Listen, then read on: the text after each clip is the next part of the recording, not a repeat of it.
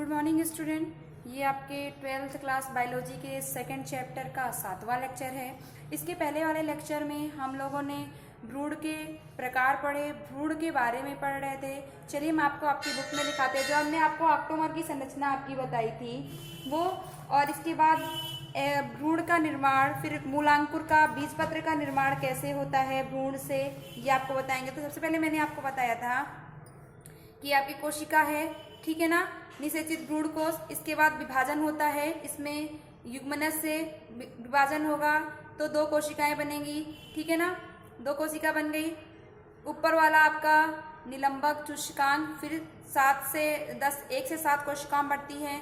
फिर नीचे वाला जो आपका था निभाग की तरफ जो आपकी कोशिका थी वो अनुदैर्घ्य विभाजन हो रहा था, एक फिर 2 फिर 3 8 ऐसे बन रहा था। फिर ऑक्टोमर संरचना, फिर ऑक्टोमर संरचना जो बन रही थी, यानी जो 8 कोशिकीय संरचना बन रही थी। इसके बाद आप देख रहे थे कि जो आपका भ्रूण था वो हृदयाकार भ्रूण में क्या हो रहा था, बदल जा रहा था। फिर हृदयाकार भ्रूण देखिए इस प्रकार से, इसमें मूलांकुर, बीजपत्र, ठीक है ना, प्रांकुर, ये आपका चूषकांग, इस तरीके से क्या होती है, ये आपकी संरचना बन जाती है। ये हमने आपको बताया था। चलिए अब देखिए वही संरचना की अष्टक संरचना, मूलांकुर, अंकुर, हृदयाकार भ्रूण का निर्माण, फिर इस प्रकार से प्रांकुर, सब चीज का निर्माण कैसे होता है, ठीक। अब भ्रूणीय अक्ष के एक सिरे पर प्रांकुर तथा दूसरे सिरे पर क्या होता है, मूलांकुर का निर्माण होता है। प्रांकुर तथा बीजपत्र के बीच के स्थान को हम क्या बोलते हैं, बीजपत्रोपरिक। प्रांकुर तथा बीजपत्र के बीच के स्थान को हम क्या बोलते हैं, बीजपत्रोपरिक कहते हैं। तथा मूलांकुर, प्रांकुर बच्चों ऊपर वाला भाग, ठीक है ना, और मूलांकुर, प्रांकुर जो तने का निर्माण कर रहा हो, मूलांकुर यानी जो मूल के निर्माण में क्या हो रहा है, भाग है, यानी जो आपका मूल वाला भाग है। मूलांकुर तथा बीजपत्र के बीच के स्थान को बीजपत्राधार कहते हैं। मूल गोप क्या होता है, मूल शीर्ष एक ढक्कन द्वारा आवृत होता है, जो क्या करता है, मूल की रक्षा करता है, जिसे हम क्या बोलते हैं, मूल गोप कहते हैं। अब एक बीजपत्रीय भ्रूण में केवल एक बीजपत्र होता है, ठीक है। अब बीज, सीड क्या होता है, घास परिवार में बीजपत्र को स्केलेटम कहते हैं। बच्चों देखिए एक चीज, आपको सीड के पहले की बात नहीं है, जो आपका ये है, जो आपका भ्रूणपोष है, जो आपका ये है भाग, ठीक है ना, जो एक बीजपत्री होते हैं, ये आपके द्विबीजपत्री की रचना है, ये वाला भाग, ठीक है ना। ये वाला भाग आपका प्रांकुर का निर्माण करेगा। जो नीचे कॉटिलिडॉन्स थे, या ये दोनों क्या है, आपके बीजपत्र हैं। ये दोनों क्या है आपके, ये भी बीजपत्र हैं। ये आपका मूलांकुर यानी मूल का निर्माण, और ये आपका मूल गोप यानी जो एक आवृत ढक्कन पाया जा रहा है, और ये दोनों का स्थान बीजपत्राधार।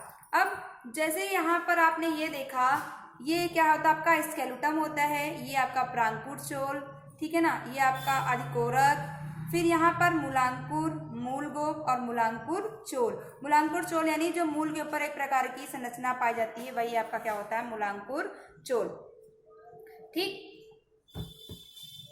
तो कहा गया है कि एक बीजपत्री भ्रूण में केवल एक बीजपत्र होता है, और द्विबीजपत्री भ्रूण में कैसा होता है, द्विबीजपत्र होता है। घास परिवार में बीजपत्र को क्या बोलते हैं, स्केलेटम बोलते हैं। जो ऊपर आपने बीजपत्र ये देखा कि आपने जो द्विबीजपत्री में देखा, ये आपका बीजपत्र है ना, ये वाला भाग आपका बीजपत्र है।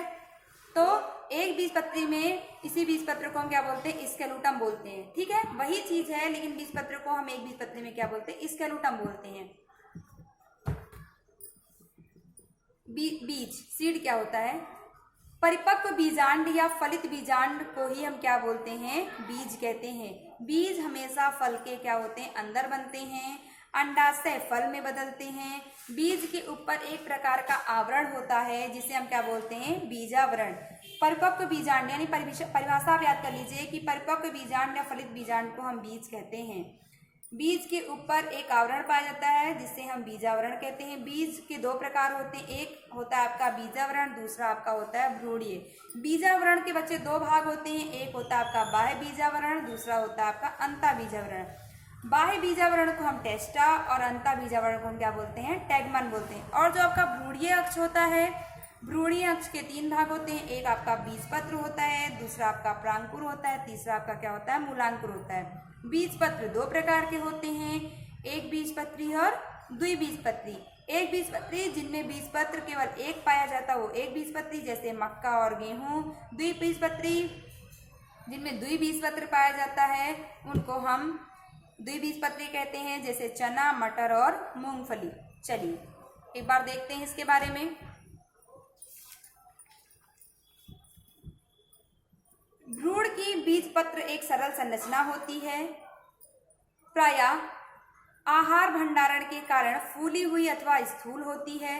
परिपक्व बीज दो प्रकार से हो सकते हैं। देखिए बीज आपके दो प्रकार से होते हैं, एक आपका होता है गैर एल्ब्यूमिनस बीज, दूसरा आपका होता है एल्ब्यूमिनस बीज। इसमें बीज में अवशिष्ट भ्रूण कोष नहीं होता है। भ्रूण के विकास के दौरान वह पूर्णतः क्या होता है, उपभुक्त कर लिया जाता है, जैसे आपका मटर और मूंगफली। यानी गैर एल्ब्यूमिनस बीज में बच्चों ये याद रखना है कि बीज के साथ भ्रूण कोष नहीं होता है, ठीक है ना। एल्ब्यूमिनस बीज में क्या होता है, इसमें बीजों में भ्रूण कोष का कुछ भाग क्या होता है, शेष रह जाता है, और क्योंकि भ्रूण के विकास के दौरान यह पूर्णतः उपभोग नहीं होता है। भ्रूण कोष का काम क्या होता है बच्चों, भ्रूण को पोषण देना। तो जिस बीज में भ्रूण का पूर्णतः अवशोषण कर लिया जाता है, यानी उसमें भ्रूण बचता नहीं है, तो उसको हम गैर एल्ब्यूमिनस बीज कहते हैं। और जिसमें कुछ मात्रा भ्रूण कोष की रह जाती है उसको हम एल्ब्यूमिनस बीज कहते हैं, जैसे गेहूं, मक्का और बाजरा।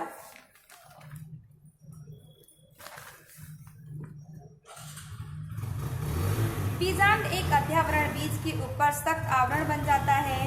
बीज का एक आवरण में बीजांड द्वारा एक छोटे छिद्र के रूप में रह जाता है और बीज अंकुरण के समय वह ऑक्सीजन और जल के समय प्रवेश में सहायता करता है। आपने जब बीजांड की संरचना पढ़ी थी तो यहाँ पर आपने देखा था कि बीजांड में एक छिद्र रह जाता है, इसी को हम क्या बोलते हैं, बीजांड द्वार बोलते हैं। तो जब अंकुरण होता है, आपने देखो कोई बीज, जब ऐसी कोई बीज है तो उसमें सीड वो निकलता है, अंकुरण होता है, तो जो छिद्र होता है उसी छिद्र से क्या होता है, वो ऑक्सीजन और जल को क्या करता है, अवशोषित करता है। जैसे जैसे बीज परिपक्व होता है उसके अंदर जल की मात्रा क्या होती है, घटने लगती है, तथा शुष्क अपेक्षाकृत शुष्क हो जाता है बीज। फलस्वरूप सामान्य चयापचय क्रिया धीमे पड़ने लगती है। भ्रूण की निष्क्रियता की दशा में प्रवेश कर जाता है, जिसे ही क्या बोलते हैं, हम प्रसुप्ति कहते हैं। प्रसुप्ति किसे कहते हैं, कि जब हमारा बीज में जल की मात्रा घटने लगती है और बीज शुष्क होने लगता है तो उसे हम क्या बोलते हैं, प्रसुप्ति कहते हैं। यदि अनुकूल परिस्थितियां उपलब्ध, नमी, ऑक्सीजन, तापमान हो तो वे क्या होते हैं, अंकुरित हो जाते हैं। अगर बीज बोया जाता है, बीज को अगर आप कमरे में रख दो और अगर मिट्टी में रख दो, उसको जल, तापमान, पानी सब कुछ मिले तो आप क्या देखेंगे कि उसमें अंकुरण हो जाएगा। लेकिन अगर आप नॉर्मल उसको रखेंगे तो उसमें क्या होगा, अंकुरण नहीं होगा। इसीलिए अनुकूल परिस्थितियां, यानी उस परिस्थिति में, यानी जब वो अंकुरित हो सके। जैसे जैसे बीजांड परिपक्व होकर बीज बनाते हैं, अंडाशय फल के रूप में विकसित हो जाता है और अंडाशय की दीवार पर फल की दीवार के रूप में विकसित हो जाती है, और जिसे हम क्या बोलते हैं, फल भित्ति। यानी अंडाशय की जो दीवार होती है वो फल की दीवार के रूप में क्या होती है, अंडाशय जब हमारा परिपक्व होता है तो फल बनाता है, और जब अंडाशय की दीवार पर क्या होता है, फल की दीवार बन जाती है, जिसको हम क्या बोलते हैं, फल भित्ति कहते हैं। फल अमरूद, आम की तरह गूदेदार भी हो सकते हैं अथवा मूंगफली की भांति क्या होते हैं, शुष्क भी हो सकते हैं। फल के प्रकार। फल बच्चों दो प्रकार के होते हैं, एक होता है आपका वास्तविक फल, दूसरा होता है आपका आभासी फल। जो फल अंडाशय से विकसित होते हैं उन्हें हम क्या बोलते हैं, ट्रू फ्रूट, यथार्थ या वास्तविक फल बोलते हैं। आभासी फल, जैसे एग्जाम्पल इसका एप्पल और लीची, अंडाशय के द्वारा ये फल विकसित नहीं होते हैं। इस फल की रचना निर्माण में पुष्पासन महत्वपूर्ण भूमिका क्या करता है, निभाता है। यानी आपको सिंपल से याद रखना है कि जिन फल का निर्माण अंडाशय से होता है वो सत्य फल कहलाते हैं, और जिन फल का निर्माण अंडाशय से नहीं होता है उनको हम क्या बोलते हैं, आभासी फल कहते हैं। चलिए एक टॉपिक है आपका अनिषेक फलन। अनिषेक फलन, पार्थेनोकार्पी, पुष्प के बिना निषेचन के ही क्या हो, फल के निर्माण की प्रक्रिया हो जाए तो उसको हम क्या बोलते हैं, अनिषेक फलन, यानी बिना निषेचन के। आपको पता है कि जब स्त्री केसर और पुंग केसर आपस में मिलते हैं तब क्या होता है, फल का निर्माण होता है। लेकिन यहाँ पर क्या हो रहा है कि बिना निषेचन के ही फल के निर्माण की प्रक्रिया हो जाए तो उसको अनिषेक फलन कहते हैं। जैसे आपका अंगूर, केला आदि। अनिषेक जनन क्या होता है? बिना निषेचन के ही भ्रूण का निर्माण हो जाए तो इसको हम क्या बोलते हैं? अनिषेक जनन बोलते हैं। और भ्रूण बिना निषेचन के क्या हो जाए? भ्रूण का निर्माण हो जाए। भ्रूण से ही बच्चों पता है ना, भ्रूण का विकास होगा, तब बीज पत्र, बीज, ठीक है ना, फल फूल आदि का निर्माण होगा। तो बिना निषेचन के ही अगर क्या हो जाए? भ्रूण का निर्माण हो जाए तो हम इसको क्या बोलते हैं? अनिषेक जनन बोलते हैं। चलिए नेक्स्ट टॉपिक है आपका और लास्ट टॉपिक है असंगत जनन एवं बहुभ्रूणता। असंगत जनन कुछ पुष्पी पादप जैसे एस्ट्रेशिया तथा घास में बिना निषेचन के ही बीज पैदा करने की प्रक्रिया को हम क्या बोलते हैं? असंगत जनन बोलते हैं। आप देखते हैं कि जब निषेचन होता है तभी क्या होता है? फल का निर्माण होता है, बीज बनते हैं, बीजांड से बीज, अंडाशय से फल का निर्माण होता है। लेकिन इसमें क्या होता है? बिना निषेचन के ही क्या हो? बीज बन जाए तो इसको हम क्या बोलते हैं? असंगत जनन बोलते हैं। यह एक प्रकार से क्या है? अलिंगी जनन है, क्योंकि इसमें निषेचन की घटना नहीं हो रही है। असंगीय बीजों के विकास के सैकड़ों तरीके हैं। कुछ प्रजातियों में द्विगुणित अंडकोशिका का निर्माण अर्धसूत्री विभाजन के द्वारा होता है, जो बिना निषेचन के ही भ्रूण में क्या होते हैं? विकसित हो जाते हैं। ठीक है ना। तो असंगत जनन क्या होता है कि बिना निषेचन के बीज के निर्माण की प्रक्रिया को हम असंगत जनन कहते हैं। बहुभ्रूणता क्या होती है? प्रायः कई अवसरों पर जैसे कि बहुत सारे नींबू वंश तथा आम की किस्मों में भ्रूण कोश के आसपास कुछ बीजांड क्या होते हैं? कायिक कोशिका में विभाजित होने लगती है तथा भ्रूण के रूप में क्या होती है? विकसित हो जाती है। आप देखिए कि जो आपका नींबू होता है उसमें कई क्या होते हैं? बीज होते हैं, यानी उसमें कई प्रकार के भ्रूण होंगे। हर भ्रूण में बीज का निर्माण होगा। इस प्रकार की प्रजातियों में प्रत्येक बीजांड में अनेक भ्रूण होते हैं तथा एक बीज में एक से अधिक भ्रूण की उपस्थिति को हम क्या बोलते हैं? बहुभ्रूणता बोलते हैं। असंगत जनन में बिना निषेचन के बीज पैदा करने की प्रक्रिया को हम असंगत जनन कहते हैं। और बहुभ्रूणता, एक बीज में एक से अधिक भ्रूण की उपस्थिति को ही हम क्या बोलते हैं? बहुभ्रूणता बोलते हैं। बच्चों चैप्टर खत्म। नेक्स्ट वीडियो में हम थर्ड चैप्टर के बारे में पढ़ेंगे। Thank you.